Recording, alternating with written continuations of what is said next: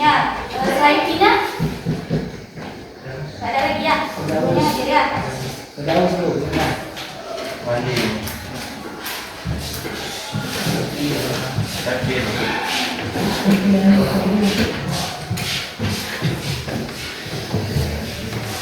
Baik. Nah, ada yang tahu nggak materi minggu lalu kita mempelajari tentang apa? Ya, silakan. Modernisasi dan perkembangan imperialisme Jepang. Ya, beri apresiasi kepada temannya. Nah, minggu lalu kita mempelajari modernisasi dan perkembangan imperialisme Jepang. Modernisasi adalah proses perubahan dari tradisional menuju modern. Nah, untuk hari ini kita akan mempelajari tentang judul baru, yaitu kedatangan Jepang di Indonesia. Budaya apa sih yang masih diterapkan oleh Jepang yang kita lakukan hingga saat ini? Ya, benar sekali, beri apresiasi. Nah, upacara bendera merupakan salah satu yang diterapkan oleh Jepang pada masa kedudukannya di Indonesia. Belajar kita hari ini, yang pertama, peserta didik mampu menjelaskan latar belakang dan alasan kedatangan Jepang di Indonesia selama Perang Dunia Kedua, yaitu C1. Yang kedua, peserta didik mampu menggunakan informasi dari berbagai sumber untuk membuat daftar kronologis sederhana tentang menganalisis dampak kedatangan Jepang terhadap masyarakat Indonesia, yaitu P2. Yang ketiga, peserta didik menunjukkan sikap antusias berdiskusi dalam kelompok kecil tentang kedatangan Jepang di Indonesia dan berbagi pendapat secara sederhana, yaitu A2. Nah, selanjutnya ada latar belakang kedatangan Jepang di Indonesia. Terkait erat dengan Perang Dunia Kedua dan ambisi Jepang untuk membangun Imperium Asia Timur Raya atau Greater East Asia Co-Operative Sphere, yaitu Jepang membutuhkan sumber daya alam, terutama minyak bumi, dan Indonesia untuk mendukung upaya perang dan industrinya. Selain itu, Indonesia juga memiliki lokasi strategis yang penting bagi Jepang dalam upaya ekspansinya.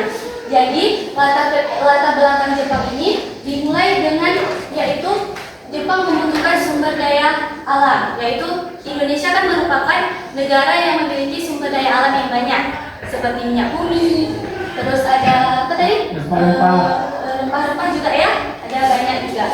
Nah, dengan letak Indonesia yang strategis membuat Jepang untuk bersinggah ke Indonesia. Selanjutnya ada sejarah masuknya Jepang di Indonesia, yaitu dimulai ketika pasukan negeri Sakura ini berhasil menyeberang Pearl Harbor, yaitu pangkalan terbesar Angkatan Laut Amerika Serikat di Samudra Pasifik. Nah, pada 8 Desember 1141, akibat dari serangan itu, Jepang berhasil menghancurkan basis militer Amerika di kawasan A2. Nah, selanjutnya ada latar belakang kedatangan Jepang di Indonesia.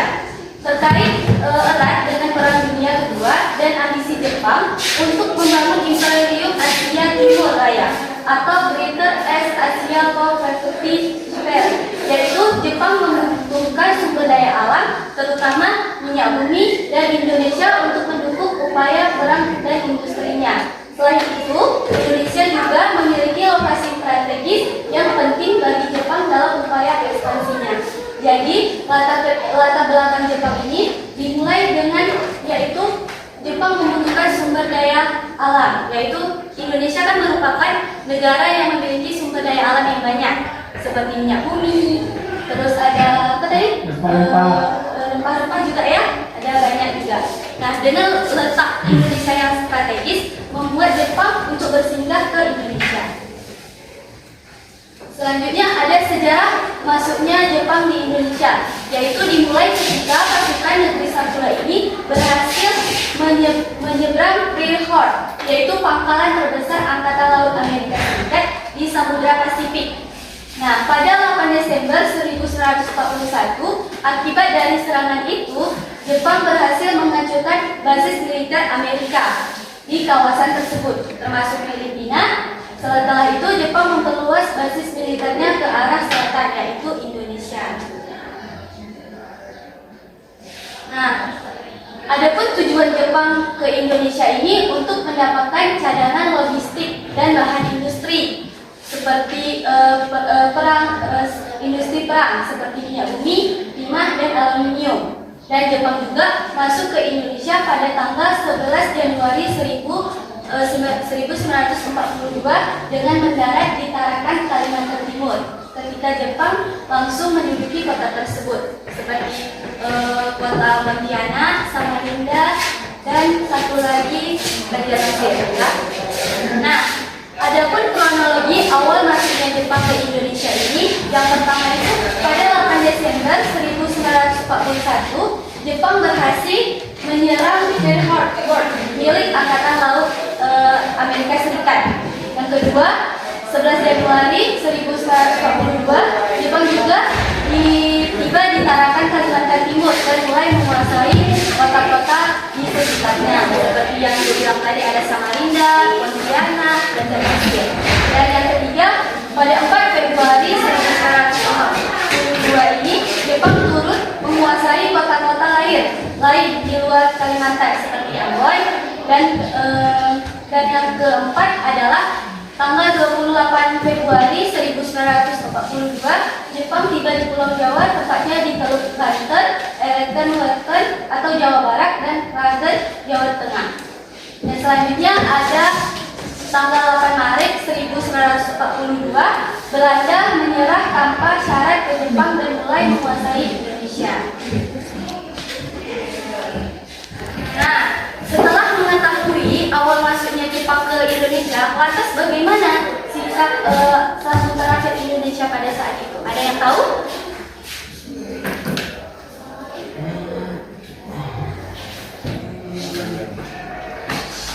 Ada yang tahu nggak bagaimana?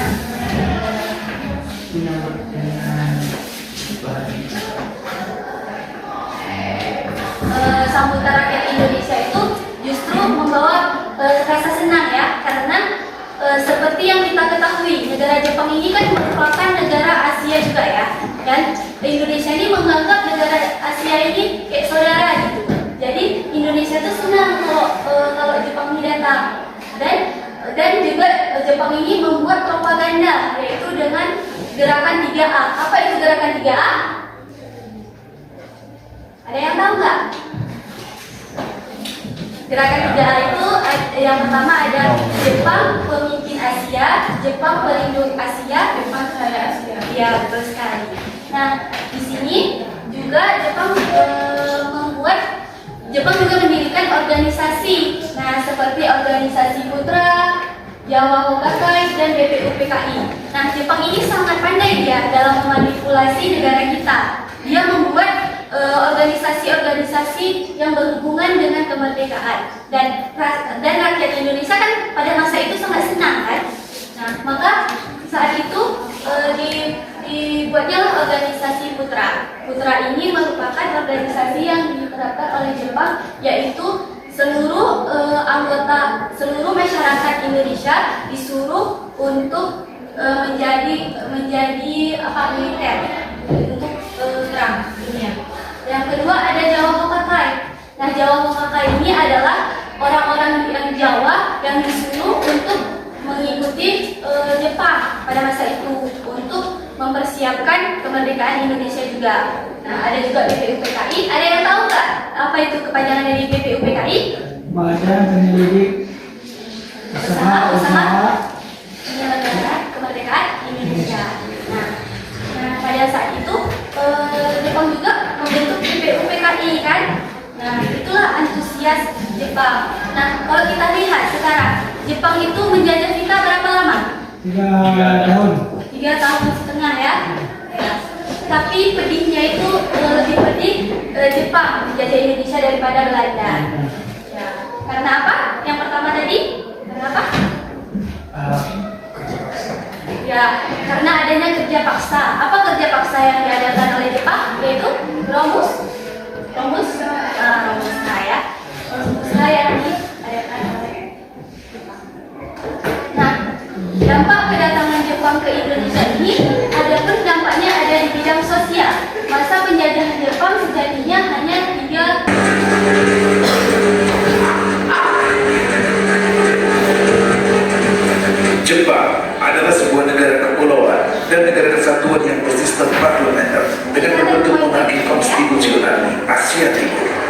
letaknya di ujung barat Samudra Pasifik, di sebelah timur Laut Jepang, dan bersebelahan dengan Tiongkok, Korea Selatan, dan Rusia. Dalam catatan sejarah, orang-orang Jepang masuk ke Indonesia. Suku Belanda menyerang kepada Jepang pada tahun 1942. Krisis ekonomi tahun 1937 yang melanda dunia ternyata tidak begitu berdampak bagi negara Jepang. Jepang berhasil mengantisipasi dampak buruk yang diakibatkan oleh resesi global tersebut. Jepang mampu bertahan berkat strategi perekonomian mereka. Hal ini berbeda dengan pemerintahan Hindia Belanda yang ikut terdampak akibat krisis tersebut. Perekonomian Hindia Belanda kian terpuruk. Faktor inilah yang menjadi jalan masuk awal Jepang ke wilayah Indonesia.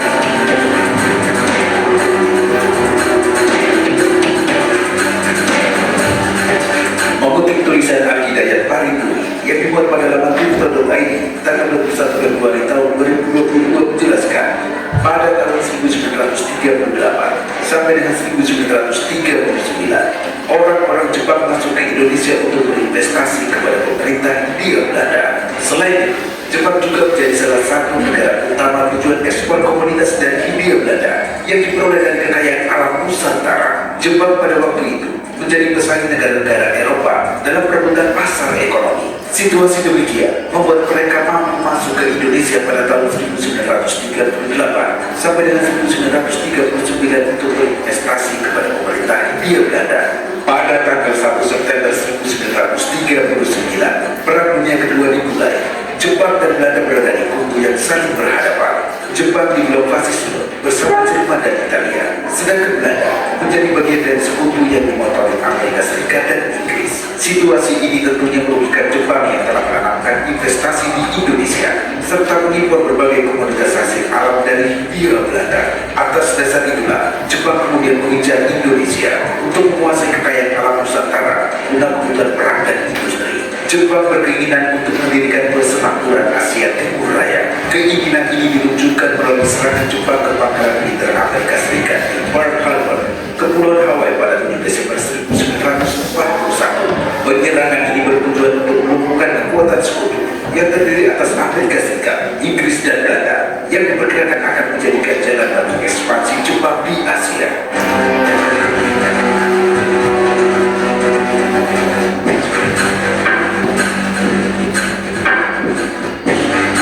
Dikutip dari Sejarah Nasional Indonesia tahun 1984, karya Parwati Johannes Ponegoro dan Guru Noto Susanto, pemerintah kolonial Hindia Belanda melalui Gubernur Jenderal Sandapan Stackhauer menyatakan perang terhadap Jepang.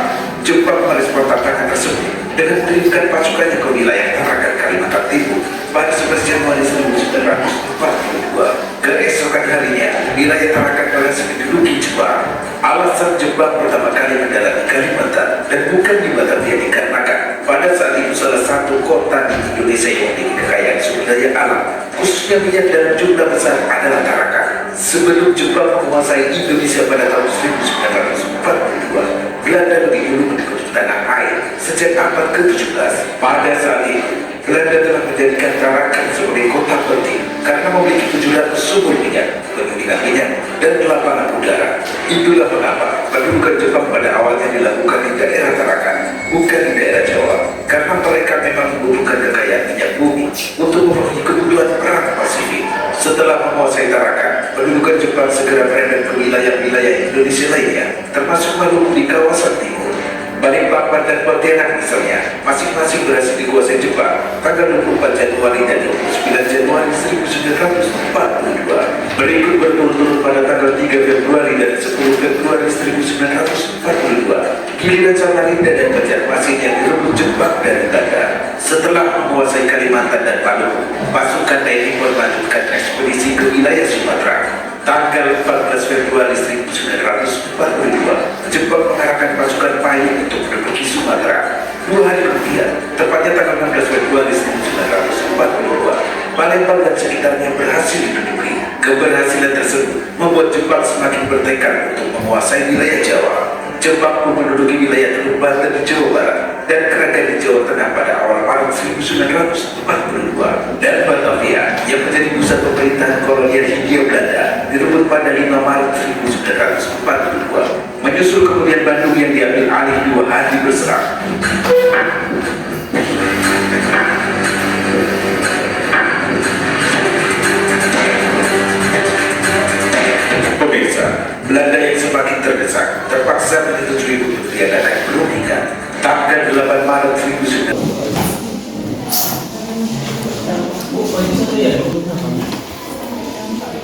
tadi buka. Dua orang Bu. Boleh. Di meja masing-masing. Oh.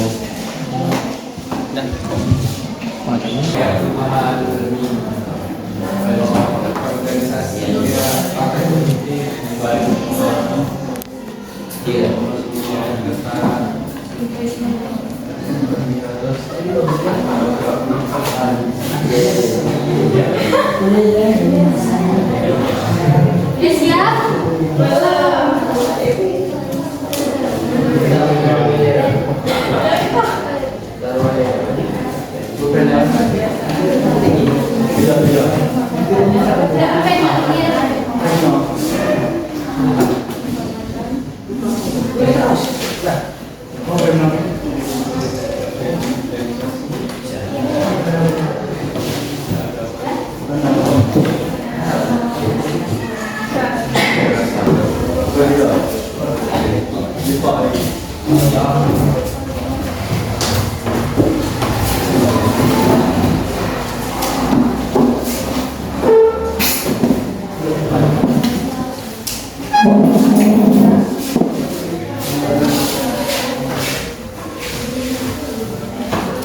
Kehidupan sosial bangsa Indonesia pada masa pendudukan Jepang.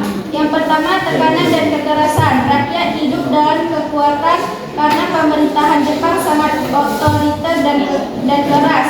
Banyak terjadi penyiksaan, penangkapan, dan eksekusi terhadap orang yang dianggap melawan atau tidak patuh. Yang kedua, kerja paksa atau romusa. Ratusan ribu orang Indonesia dipaksa menjadi buruh paksa, bekerja di proyek-proyek militer Jepang seperti jalan, jembatan, dan rel kereta. Yang ketiga, kekurangan bahan pokok. Bahan makanan sulit diperoleh karena sebagian besar hasil pertanian disita untuk kepentingan peran Jepang. Yang keempat, propaganda dan pengaruh budaya. Jepang menyebarkan propaganda Asia Timur Raya dan melarang budaya Barat. Yang kelima, peran perempuan dan pemuda. Banyak perempuan dipaksa menjadi jubunlatianku atau wanita penghibur untuk tentara Jepang. Yang keenam, munculnya nasionalisme. Meski hidup susah, organisasi-organisasi sosial politik disebut dengan pengawasan Jepang yang secara tidak langsung menjadi wadah tumbuhnya kesadaran nasional. Sekian presentasi dari kami. Assalamualaikum warahmatullahi wabarakatuh.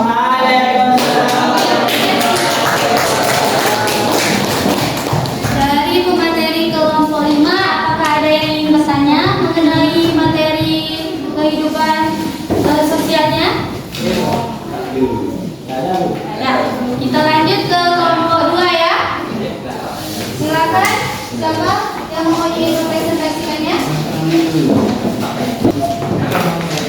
Assalamualaikum warahmatullahi wabarakatuh. Waalaikumsalam warahmatullahi wabarakatuh. Perkenalkan, kami dari kelompok 2 ingin mempresentasikan hasil kerja kelompok kami. Yang anggota yang pertama Irwandi, Takbir, Ade, Ikram, dan Irwanda. Bagaimana kehidupan militer bangsa Indonesia pada masa pendudukan Jepang? Masa pendudukan Jepang memberikan beberapa dampak di bidang militer. Di antaranya Jepang memperkuat kekuatan dengan memanfaatkan siswa dan pemuda Indonesia sebagai potensi kekuatan yang dapat digunakan dalam pertempuran melawan sekutu. Dan Jepang memberikan latihan dan persenjata kepada rakyat Indonesia yang menjadi tentara dan sukarelawan. Baik, beri apresiasi kepada kelompok 2. Assalamualaikum warahmatullahi wabarakatuh. Ada yang ingin bertanya mengenai bidang militer?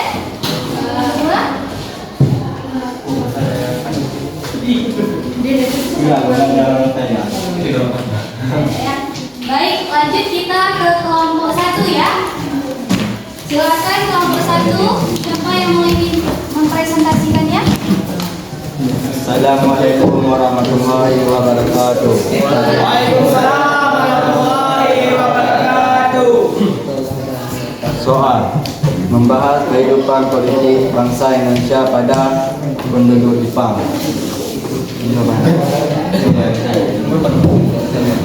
Kedudukan Jepang membuat perubahan besar dibanding masa penjajahan Belanda. Situasi politik saat itu, perbudaran partai politik seperti PNI dan organisasi keagamaan yang bersifat politik.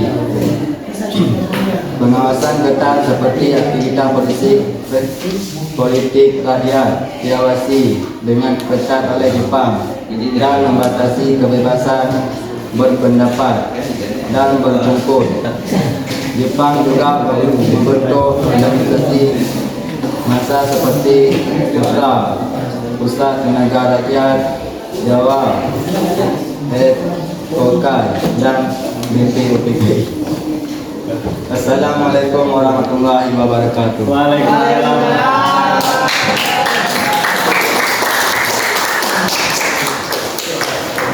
Terima kasih kepada kelompok 1 yang sudah mempresentasikan hasil diskusi kita hari ini. Nah, untuk selanjutnya, coba tolong dikembalikan lagi posisinya seperti semula. Rapikan. Kayak tadi ya,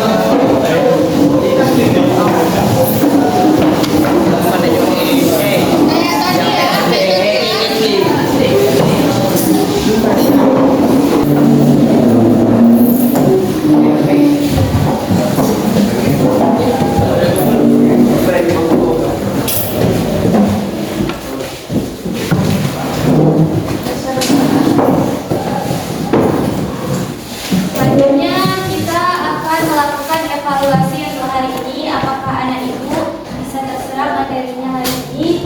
Kita akan menggunakan aplikasi Curipot ya, untuk medianya. Ya, Curipot. Ibu harap kalian bisa mengeluarkan informasi masing ya.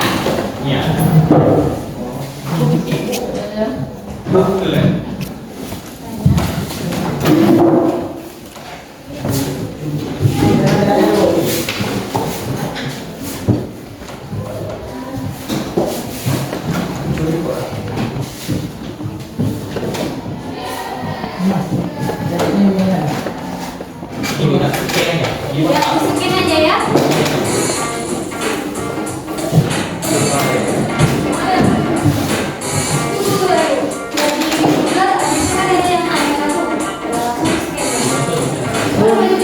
Namanya apa? Tulis nama singa.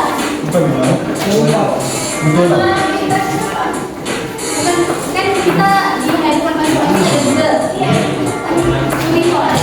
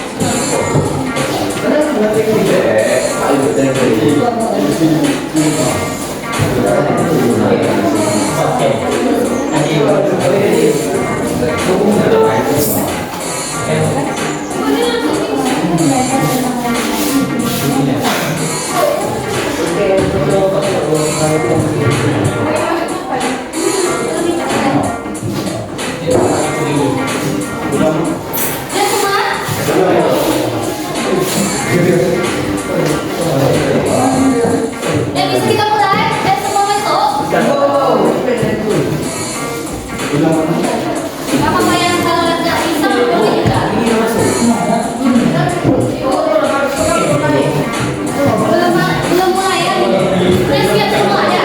Kita mulai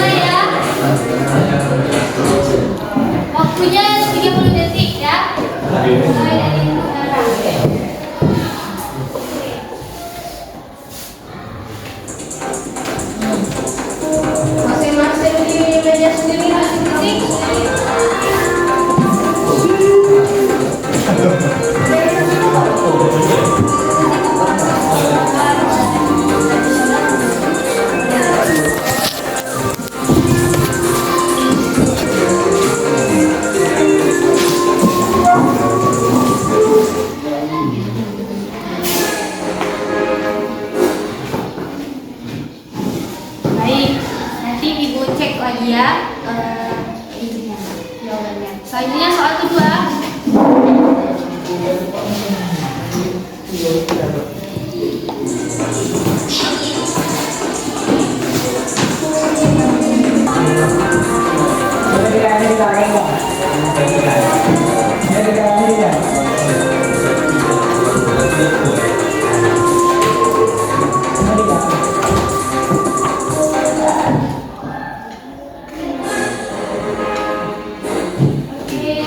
Soal selanjutnya.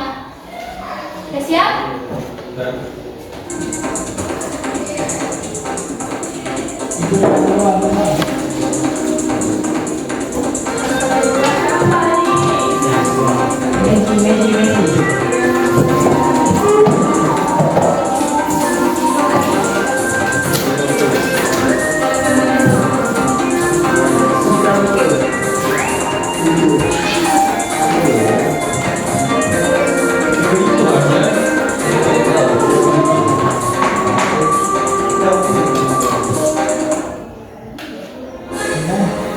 Oke, semuanya sudah siap ya melakukan soal evaluasi. Nanti itu akan memberi nilai kepada kalian semua. Nilainya nggak bisa lihat.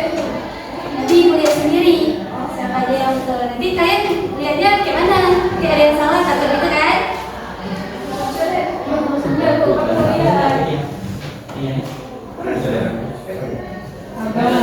Kamu aja ikut ya. Bu, kasih saya Bu. Nggak lepas.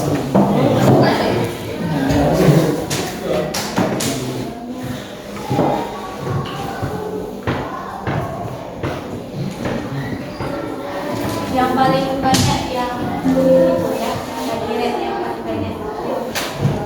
Kan ada tuh, ada berapa orang dari 6 gitu. Yang bawahnya tuh, ini ada 3 dari 4 pilihan.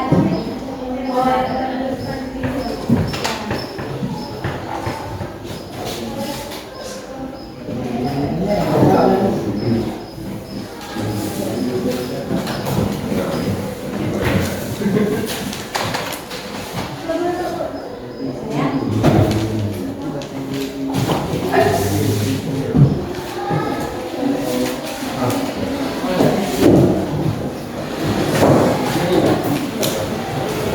Baik, dari materi ibu hari ini ada yang bisa menyimpulkan tentang kita hari ini, tentang kedatangan Jepang di Indonesia?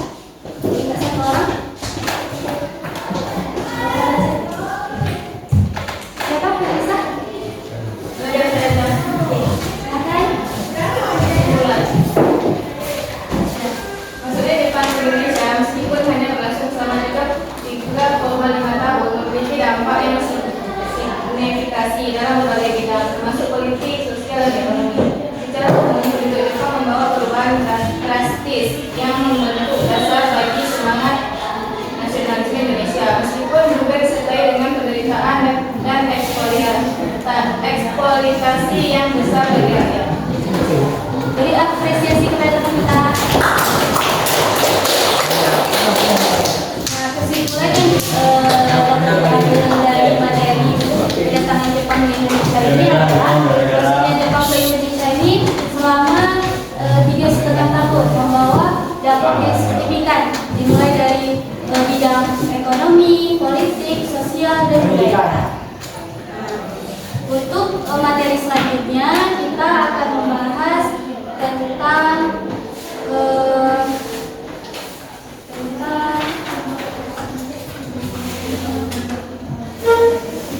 perjuangan meraih kemerdekaan pada masa pendudukan Jepang. Untuk tugasnya, Ibu minta kalian mencari informasi tentang materi tersebut. Sampai di sini ada yang ingin bertanya? Ya. Oke, Ibu tutup dengan baca doa. Coba.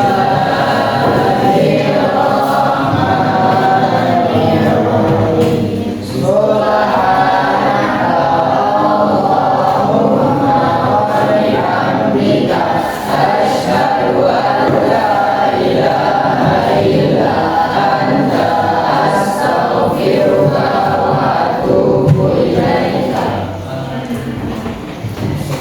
dulu. Assalamualaikum warahmatullahi wabarakatuh.